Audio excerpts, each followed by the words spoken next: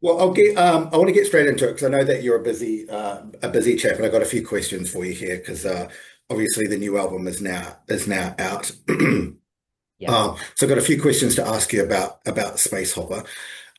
So Ollie, first of all, congratulations because not only is it your latest album, but it's your 10th, which is quite yeah, a milestone record. it Um, is. how do you feel? How do you feel now that it's out into the world? I feel, well, just then when you said it, I genuinely felt a sort of weird sense of relief, which is weird. I've been talking about it because I can see on paper it's like this is kind of significant for some reason. Why is it more significant than the ninth? Who knows? Why does 10 feel more? I don't know. But I do know that I definitely talked about putting out 10 records in the really early days. I remember doing an interview, I'm pretty sure it was with the NME. It was one of those early interviews. This would have been 2000. Um, and I sort of flippantly did say, oh, Turin Brakes, like you, don't worry, we're a 10 albums band. Our plan is to just this is what we do. We're not going anywhere. We're just going to keep going.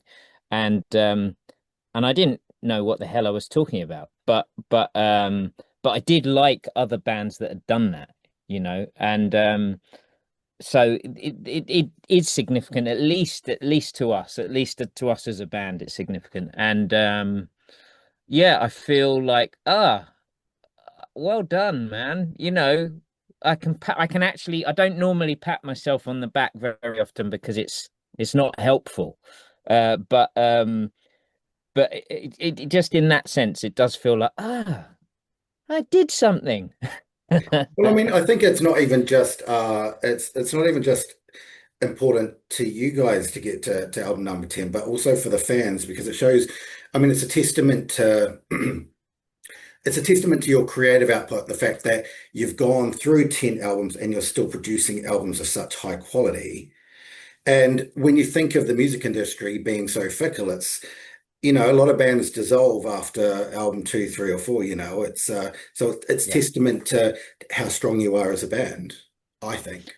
Yeah. Oh, that's thank you for saying that. That's really kind. And we I think there's obviously something in it, There's obviously something we obviously because I know what you mean. A lot of our friends, a lot of our peers did kind of, especially the people on our label, the first label that we were on when we were on a major label, most of them seem to kind of stop when their contracts stopped. And that always blew our minds because it was like, Yeah.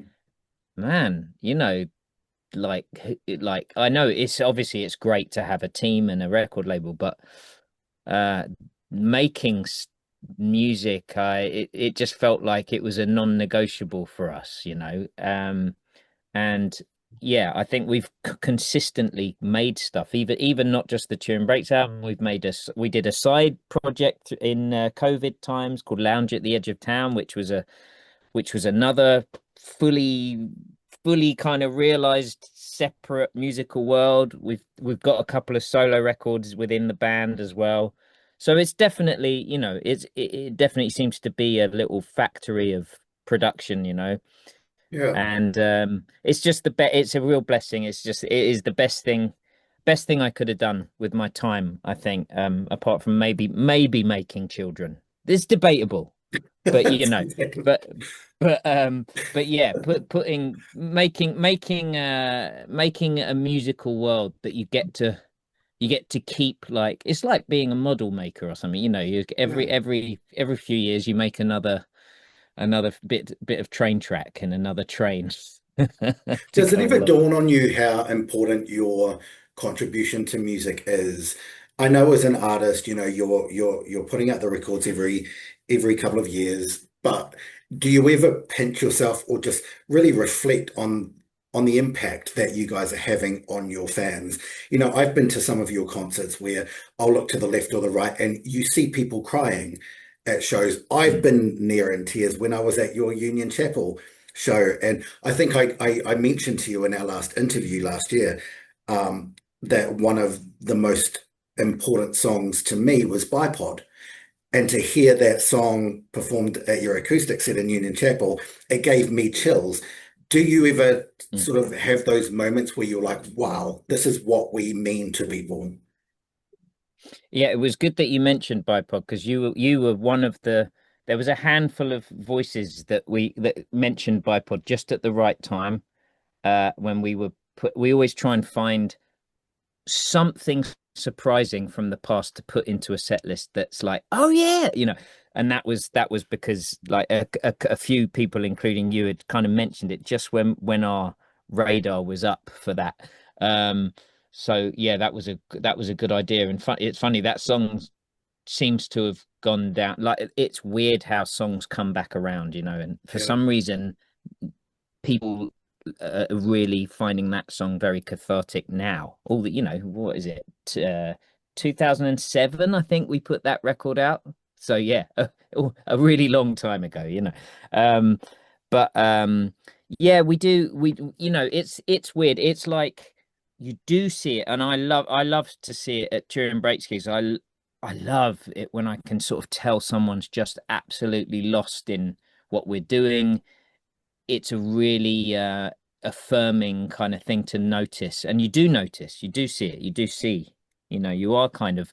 I'm constantly like most of the time I have my eyes closed because I can't cope with what I'm doing, and then kind of taking on board what I can see someone else is doing. A lot of the yeah, time it's just completely overwhelming. So, and I feel bad because a lot of the time I'll have my eyes closed, but it's really that's a way to give myself enough space to just go, whoa, this is too much, um but every now and then I'll open my eyes and have a little look, and I can see that, and I can hear it.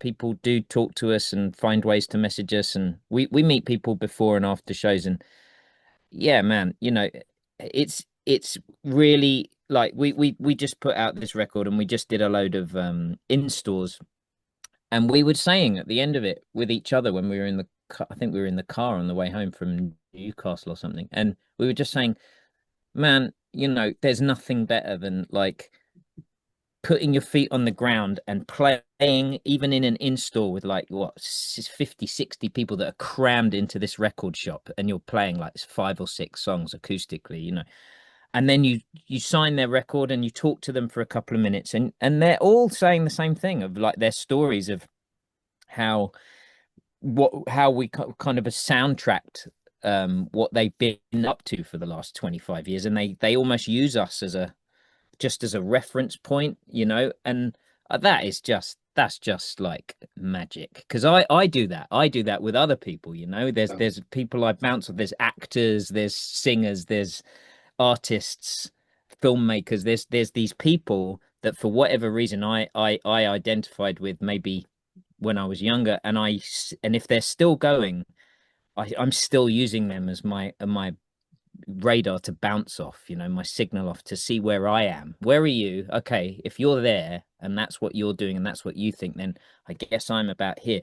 It's just really, it's a conversation that's going on all the time. So to have our own kind of albeit slightly secret sometimes thing going on from the mainstream of things like that is just that seems to have become what Turing Brakes is for, I think. And yeah. and wow, what I apart from being billionaires, which might be fun for if you're a billionaire because you can kind of design a life. I don't think there's much else that I can't complain. Put it that way. It's pretty damn sweet to Pretty have an special what you've audience. got. Yeah. Yeah, yeah, really. So where did Spacehopper come from? Where did the name generate from? Spacehopper came originally. It came from the song Spacehopper. The song was just a voice note that I had on my phone that I found from about 7 years earlier, Oh, where I wow. was on holiday. I was on holiday with my kids, and they'd found a spacehopper, like a proper spacehopper from I don't know, the late 70s or the early 80s or whatever it was, Are we and it talking and Spacehopper, the toy that you hold on to and yeah, bounce? so it Okay, okay. exactly. It began life as a literal space hopper, and they were bouncing around on it, and they were just the right age to find that hilarious. And they literally spent about 8 hours playing on this thing on the grass in the summer, and didn't look at an iPhone, didn't look at an iPad, didn't nothing existed, and I really enjoyed it. I was like, man, there you go. Like, look at that. You give them a piece of rubber, and they're like so happy. And so I wrote that song. Just I always kind of take a guitar with me, even on holiday, like a little Spanish nylon string guitar, just in case, and I wrote that song, and it was one of those songs that came out really fast, and I didn't think much more of it. I just was like, yeah, it's kind of a nice song. Yeah, anyway, and forgot all about it, and then uh discovered it along with a whole bunch of other songs that we used for this album on my ancient iPhone, full of all these old ideas that I'd forgotten I'd done. Um, so it began life kind of quite specifically from something to do with a space opera. But what I love is to then what we took that and started to, instead of like just putting a picture of a space opera on the front cover and that's there you go, that's it. It's just one level.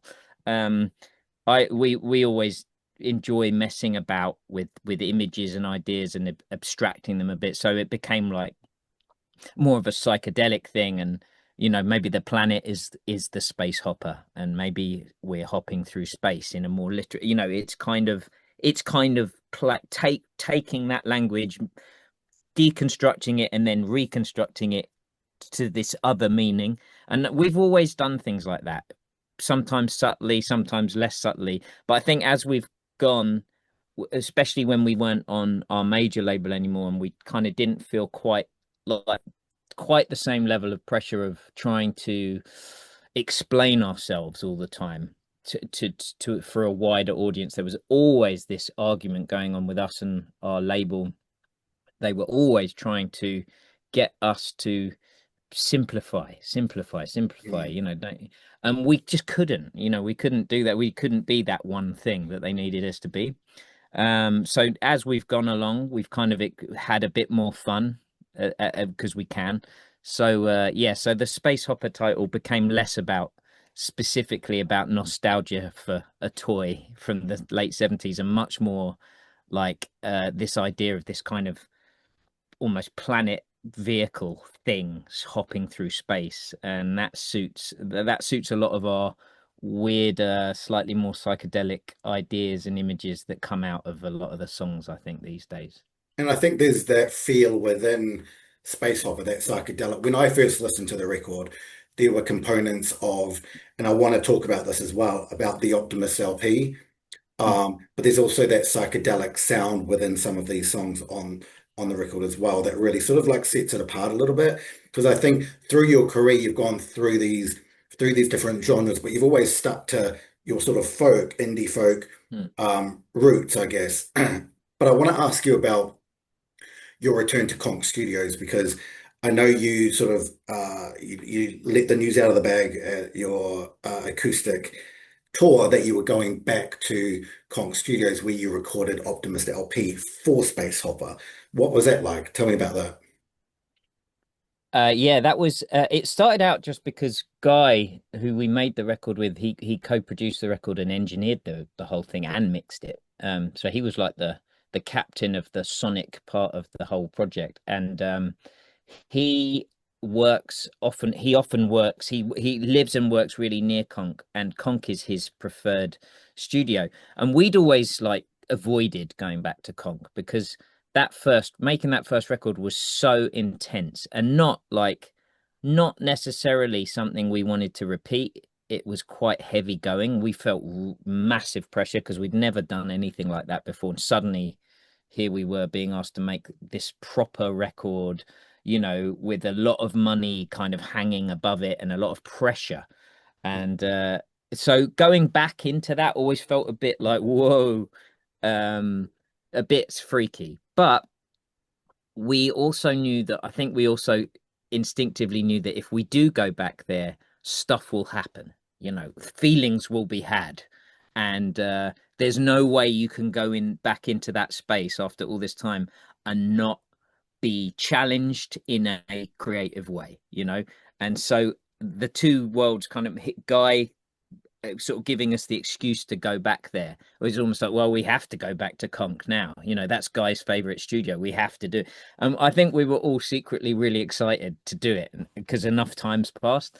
So sure enough, as soon as we walked back in, we were like, oh wow, you know, it just everything about it when you know it was like going back into your teenage bedroom, you know, Yeah. if you could hop back, forgive pardon the pun, but if you could hop back through time and go back to that space and it was all pretty much exactly the same as we'd left it. It was like hardly anything's changed there. The instruments the same, the piano's the same piano that Gail did the piano for Feeling Oblivion is right there. So we Wow. started, of course, we started doing that, and then we put that into one of the new songs.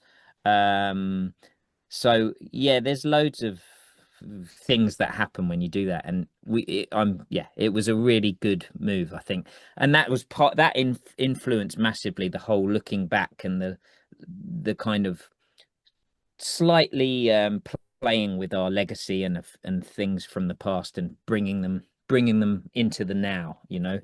And so the whole thing kind of felt like it was marrying up, you know, holistically, and it kind of ended up informing the record probably a lot more than we anticipated.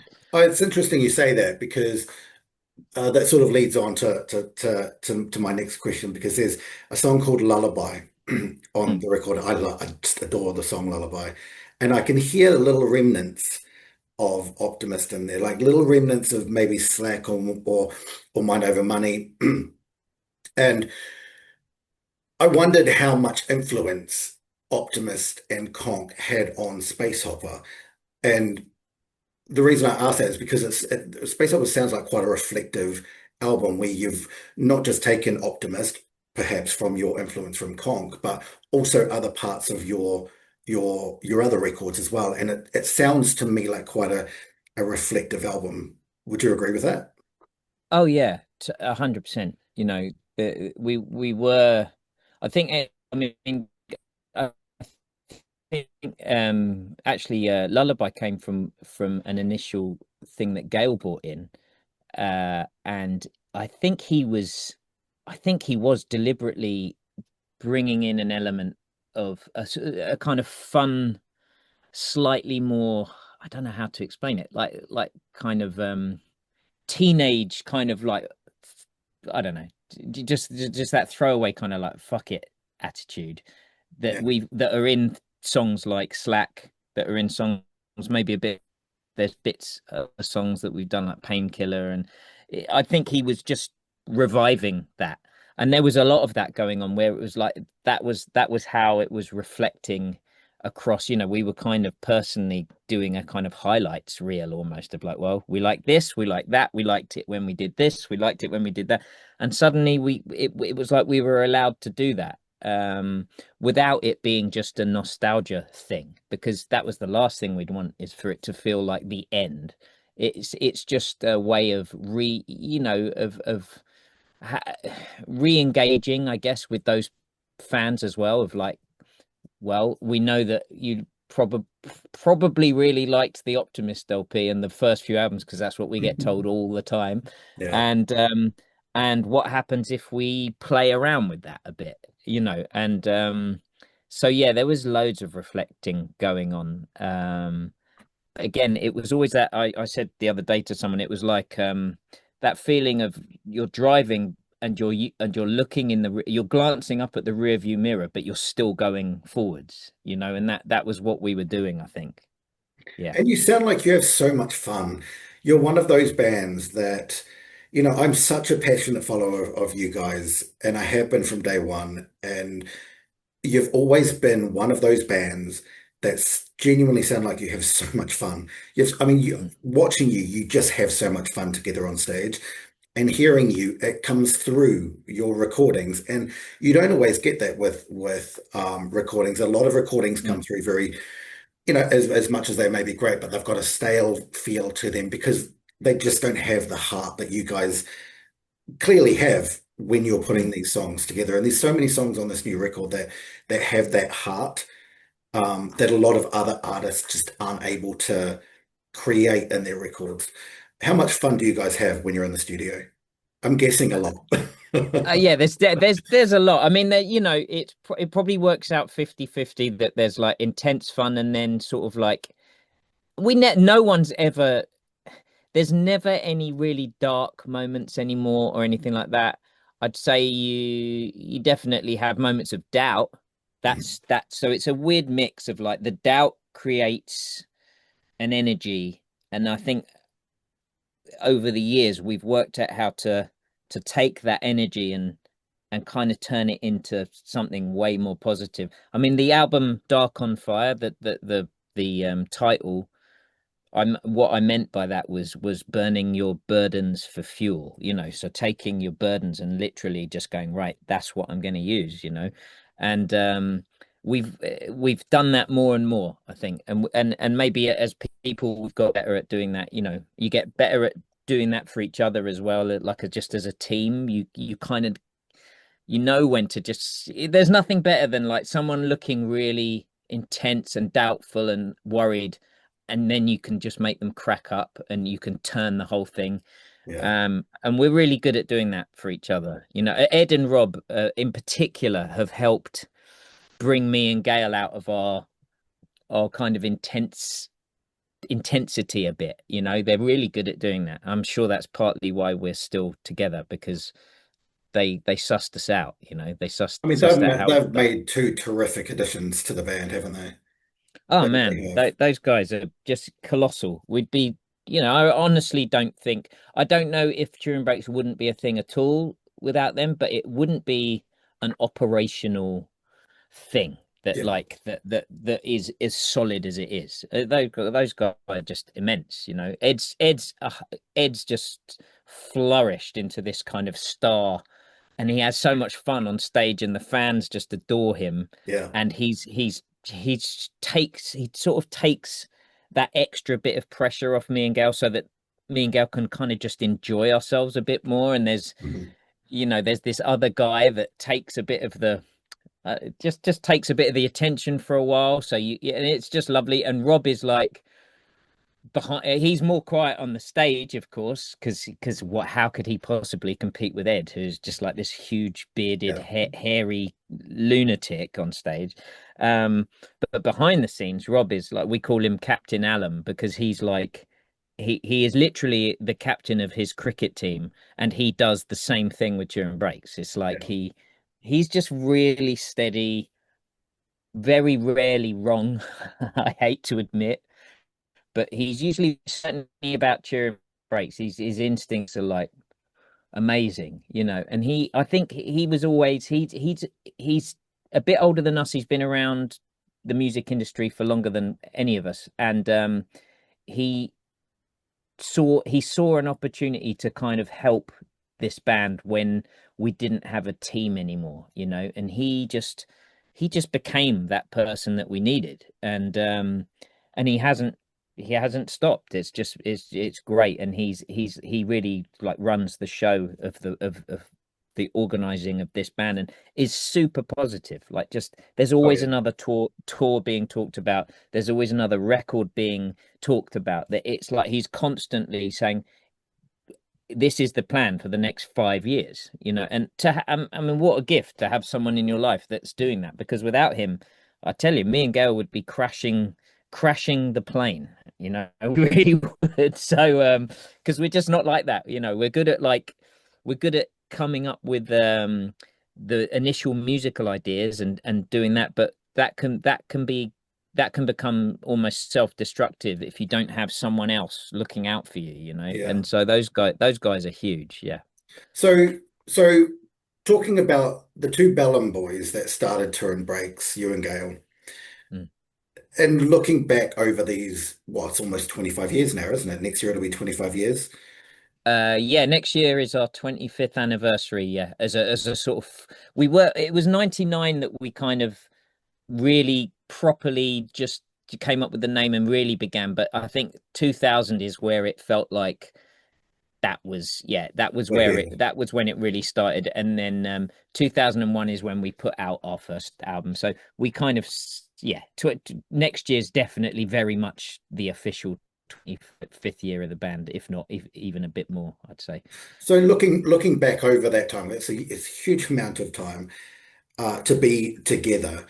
Uh, Looking back, if we're looking at Gale, for example, how would you say he's grown the most as an artist since your first album to album number 10? Uh, What are the biggest changes you've seen in Gale's well, musical? apart from the hair on his head going walkabout, Which he always um, hides under the cap, doesn't he? yeah. Basically, if he puts a cap on, he's like literally 20 years younger. He is magic. It's unbelievable. Like he puts a cap on.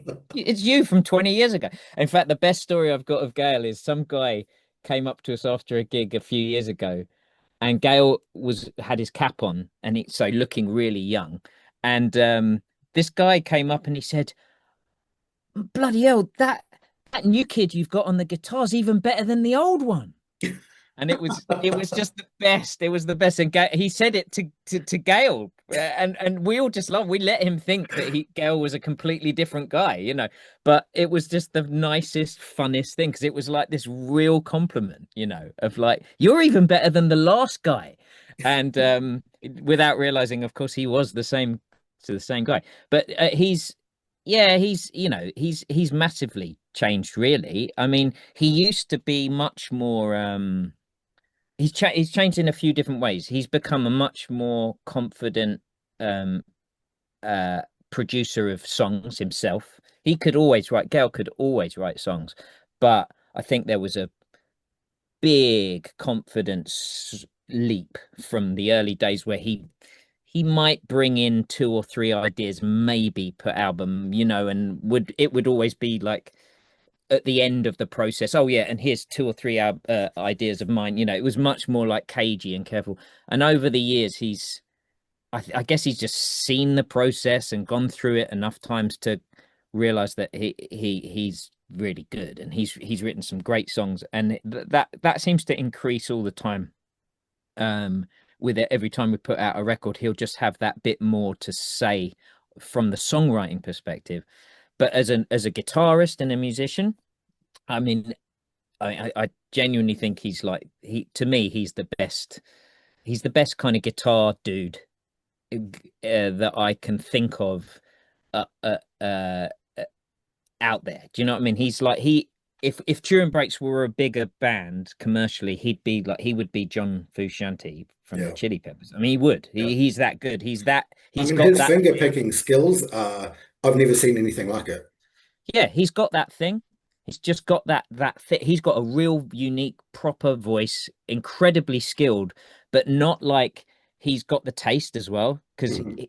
some people they can be incredibly skilled, but that weirdly it means that they're all about their skill. He's way smarter than that. He knew that from the very beginning it was much cooler to be maybe not quite so skilled, but like have the taste. So, but he has both. He could like, you know, he can he can sort of like jazz it up with the best of them if he wants to, but he always knows that it's better to be a bit punk and a bit, a bit more like the idea is bigger than the skill. There's something in that that's very cool.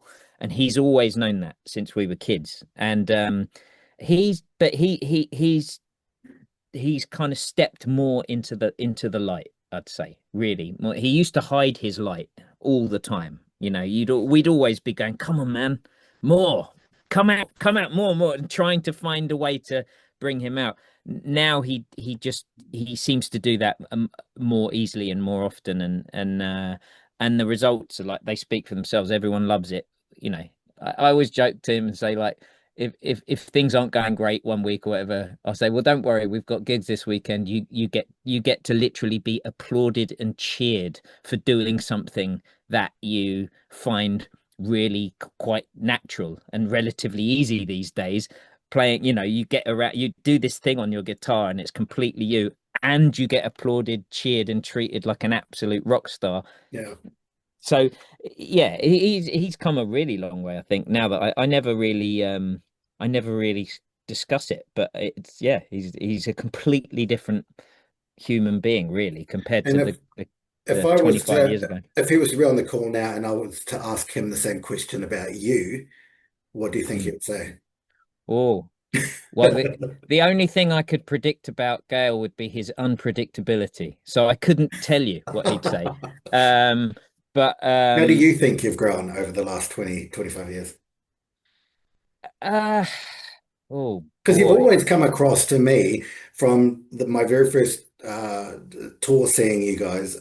My first tour was after I moved over from New Zealand. I got to see your Outburst tour. So that was the first opportunity I had. From that moment, I always saw you as this very confident, very, you know, very suave performer. What would you, how would you describe your Oh man, I must have been doing a really good impression of a confident, suave performer. Um, it's I honestly I've battled extreme uh anxiety disorders and that have come very much kind of together with stage fright and performance anxiety. I've had that since the beginning, and so it's been a real, I'm not going to lie, it's been a massive battle between my true personality, which is, I think, mostly quite introvert, really. Um, I use the 10% of me that's extrovert, I really tax. Like I've learned to really extract every single tiny bit of it to make this work, this thing that we do. Um, but probably behind the scenes, yeah, I've always found that extremely exhausting and have had to, kind of like do all kinds of weird balancing acts to maintain that.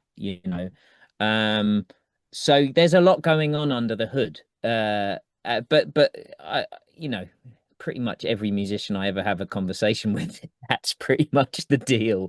yeah, So yeah, I would say I've probably come a really long way. I'm much happier on stage now. I can finally say I really love performing, whereas I used to have a love-hate relationship with it, but I love it now. And I genuinely, I'm actually more relaxed on stage most of the time now than I am the other 22 and a half hours a day, you yeah, know. Uh, so I these days I make sure I have a moment in gigs where I just kind of pull back and look around and I look at my mates on the stage doing their thing, and then I look out there and I look at what I'm doing, and I really genuinely think, man, I'm so happy. Like this is just great, and I'm so lucky and happy to be here.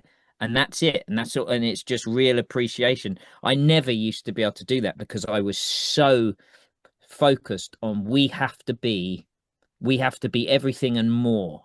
This is our potential, and we have to smash that potential to bits. And I was really intensely driven. Guy Garvey was talking about this in something that I was looking at, and I remember the same thing of like we were very intense young men and very serious, and it was like we must kind of achieve this goal. And sometimes that would kind of break you, and you'd forget to actually just go, man, no one knows. No one's ever gonna achieve their potential because no one knows what their potential really is. yeah, Everyone talks a good game, but really we're just like everyone's probably doing the best that they can, and that's it. And you can take your foot off the gas a bit, maybe every now and then. yeah. And I've gotten much better at that. And so yeah, I think I've probably come a long way, but it's stuff that maybe is under the hood, but Yeah. but yeah, everyone's come a long way in this band. It's been a long time. We've most half of the band don't even have any hair anymore. So and Well, the I other was. and the other half have just gotten hairier, which is even weirder. I was going to ask you. I've got a couple of minutes just left before my Zoom kicks me off here. I know you've got a tour coming up because you guys you just don't stop when it comes to touring, do you? You're going to go promote this record. So what can you, in about 2 minutes, tell me about that tour? So we've got a bunch of support tours. We're going on tour with Deacon Blue in Oh, September, yes. doing these huge arena tours, which will be so much fun because crazy huge spaces. But Yeah. we're doing that acoustically as well, so it's like this weird mix of like acoustic Turin breaks in huge spaces, and that's a new one for us. So that's a new challenge. But then after that, we're gonna do our own UK tour, which is a bit more kind of classic indie flavor. Turin breaks. We haven't done that for a while, so much more of that side of the band coming out. We'll be standing up again for the first time in years, proving that we can still stand, and it may be even moving a bit. And there'll be a bit more raucousness, a bit more volume. But yeah, so it's a classic kind of more old school Turin Brakes tour, with a bunch of new stuff in it that's gonna be really good fun live. And the great thing is the album will have been out for about 6 months by then. So hopefully it'll be a little bit more bedded in, and people will know the music a bit more. So it'll be a different flavor to how it's been before, where we've often toured just after putting out a record. So it's all very, very new. This time it will be a bit more like those new songs will hopefully just feel a bit more like old friends by the time we hit the stage. Well, I can't wait to come along. I'll be at a couple of shows waving from the sidelines. But I'll keep an eye out. thank you so much, Ollie. It's we've had a few interviews together over the years. Our last one being last year, and it's such a pleasure talking to you. And finally got to meet you in person backstage at Union Chapel last year, and you've always been such an idol of mine. So thank you once again for another amazing chat. And I Oh really man. hope the tour goes really well. And yeah, I hope to talk to you again at some point soon. Y- Yeah, man, let's do it again soon, Brendan. I wouldn't know where I was if we weren't talking at least once every few years. Exactly. And I'd be lost It's myself, important. mate. It's important now. Important. We're glued together now, mate. Exactly. Thanks so much.